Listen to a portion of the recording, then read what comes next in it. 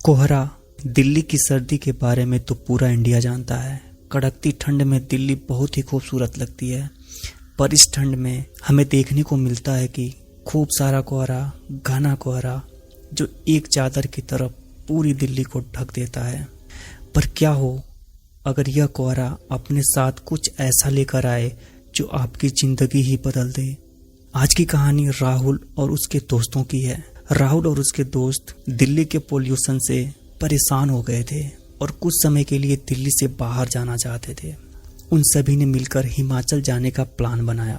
3 दिन बाद उन्होंने कैब हायर करी और सुबह 4 बजे अपने ट्रिप के लिए निकल गए। राहुल और उसके 2 दोस्तों को लेने आया ड्राइवर बहुत ही हंसमुख और खुश मिजाज था। कुछ ही समय में उस ड्राइवर की दोस्ती सबसे हो गई थी। उन लोगों को घर से निकले करीब 4 घंटे हो चुके थे। सुबह के 8 बज रहे थे।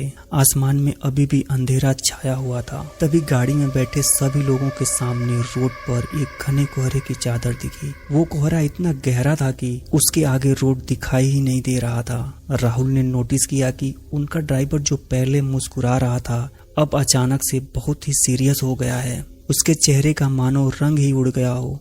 राहुल को लगा कि शायद ड्राइवर कोहरे में गाड़ी चलाने से घबरा रहा था। इसीलिए राहुल ने ड्राइवर के कंधे पर हाथ रखा और कहा, भैया टेंशन मत लो, धीमी स्पीड में गाड़ी कोहरे से निकाल लेना। तभी उस ड्राइवर ने राहुल को देखा और सहमी आवाज में कहा, मेरी आपसे विनती है, कोहरे से निकलते वक्त प्लीज गाड़ी की खिड़की बंद ही रखना, भूल कर भी मत खोलना। ड्राइवर इतना डरा हुआ था कि राहुल और उसके दोस्तों की हंसी छूट गई। इस पर उस ड्राइवर ने बताया कि वह जिस इलाके में है वहां कभी कोहरा नहीं आता और जब भी ऐसा कोहरा आता है तो अपने साथ एक छलावा, एक झूठ, एक माया लेकर आता है। राहुल और उसके दोस्तों को ड्राइवर की बात पर विश्वास नहीं हुआ। उन्होंने उसकी बात को अंधविश्वास बोलकर नकार दिया और देखते ही देखते उनकी गाड़ी कोहरे के अंदर चली गई। कोहरे की चादर उनकी उम्मीद से काफी बड़ी थी। ड्राइवर धीरे धीरे गाड़ी को आगे चला तो रहा था पर किसी को आगे कुछ भी नहीं दिखाई दे रहा था। अचानक ही गाड़ी में बैठी रिया को अजीब सी बेचैनी होने लगी। उसे बिल्कुल सांस नहीं आ रही थी। वो ड्राइवर की बात भूल गई और उसने गाड़ी का शीशा खोल दिया और अपनी गर्दन गाड़ी के शीशे से थोड़ी बाहर निकाल ली। खिड़की खोलते ही रिया को वापस सांस आई, लेकिन वह कोहरा अब गाड़ी के अंदर आ चुका था। कुछ ही सेकंड बाद जैसे ही रिया ने गाड़ी के अंदर देखा तो उसके होश उड़ गए। गाड़ी रोड पर चल रही थी पर उस गाड़ी के अंदर रिया के अलावा और कोई नहीं था। रिया की सांस वही अटक गई। राहुल, प्रतीक और ड्राइवर तीनों ही गाड़ी से गायब थे। गाड़ी अपने आप आगे चल रही थी। रिया ने गाड़ी से कूदने के लिए गाड़ी का दरवाजा खोलने की कोशिश की पर गाड़ी लॉक थी और जोर लगाने पर भी उसका लॉक नहीं खुल रहा था। रिया जोर जोर से गाड़ी के अंदर चिल्लाने लगी।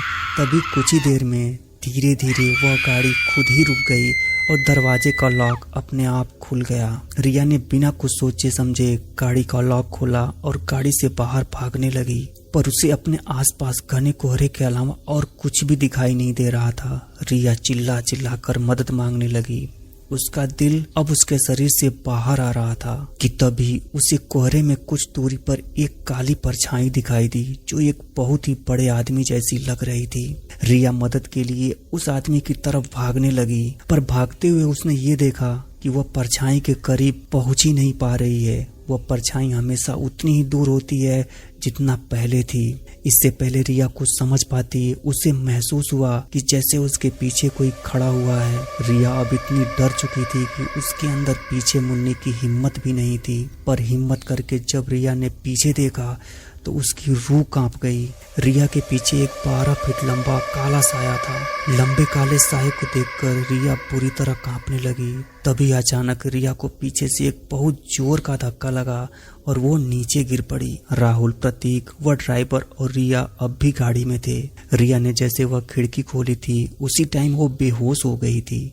उस ड्राइवर ने उसके बेहोश होते ही रवि को जल्दी से वह खिड़की बंद करने को कहा। राहुल और प्रतीक रिया की हालत देखकर उसे जगाने की कोशिश कर रहे थे और ड्राइवर बस बार बार एक ही चीज बोले जा रहा था, गाड़ी की खिड़की नहीं खोलनी चाहिए थी, नहीं खोलनी चाहिए थी गाड़ी की खिड़की। राहुल को अब ड्राइवर पर गुस्सा आने लगा था। उसे लग रहा था कि वह ड्राइवर एक मेडिकल इमरजेंसी पर वहम की पट्टी चढ़ा रहा है। राहुल बस वहां से निकलकर रिया को हॉस्पिटल ले जाना चाहता था। राहुल ने ड्राइवर को गाड़ी तेज चलाने के लिए कहा। ड्राइवर राहुल की बात मानी और गाड़ी के एक्सीलेटर पर अपना पैर दबा दिया, लेकिन कुछ ही सेकंड में अचानक से गाड़ी के सामने एक लड़की आ गई और इतनी स्पीड होने की वजह से गाड़ी उस लड़की से टकरा गई। उस लड़की के टकराने के बाद ड्राइवर ने गाड़ी वहीं रोक दी। अब राहुल और प्रतीक की सांसें वहीं अटक गई थी। राहुल तुरंत गाड़ी से उतरकर उस लड़की को देखने गया। उसने देखा कि एक लड़की खून में लथपथ रोड पर उल्टी पड़ी हुई है। राहुल ने जैसे ही उसकी शक्ल देखने के लिए उससे पलटा, उसका दिल दहल गया। वो खून से लथपथ पड़ी लड़की कोई और नहीं बल्कि उसकी दोस्त रिया थी। राहुल को कुछ समझ नहीं आ रहा था क्योंकि रिया तो उसके साथ गाड़ी में थी। राहुल दोबारा गाड़ी की ओर गया और उसने देखा कि पूरी गाड़ी खाली थी। गाड़ी के अंदर और कोई नहीं बैठा था। राहुल को कुछ समझ नहीं आ रहा था, वो बहुत ज्यादा डर चुका था। राहुल ने रिया की बॉडी को उठाकर गाड़ी में रखा और खुद ड्राइवर सीट पर बैठकर गाड़ी को चलाने लगा। राहुल उस घने कोहरे में बस तेजी से गाड़ी चला रहा था। तभी उस चलती गाड़ी के सामने 12 फीट लंबा काला साया आ गया और राहुल का गाड़ी की स्टीयरिंग पर से कंट्रोल बिगड़ गया और वो गाड़ी रोड के साइड में एक पेड़ में जाकर टकरा गई। अगली सुबह उनकी गाड़ी एक पेड़ से टकराई हुई मिली जिसमें ड्राइवर, राहुल, प्रतीक और रिया थे। वो चारों उस कोहरे से जिंदा तो बच गए, लेकिन राहुल के सर पर चोट आने की वजह से उसका मानसिक संतुलन बिगड़ गया और रिया को इतना गहरा सदमा लगा कि अब उसे हर जगह सिर्फ वही काला साया दिखता है।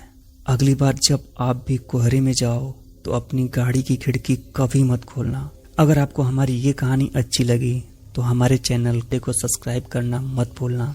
मिलते हैं अगली वीडियो में एक नई कहानी के साथ। तब तक के लिए नमस्कार।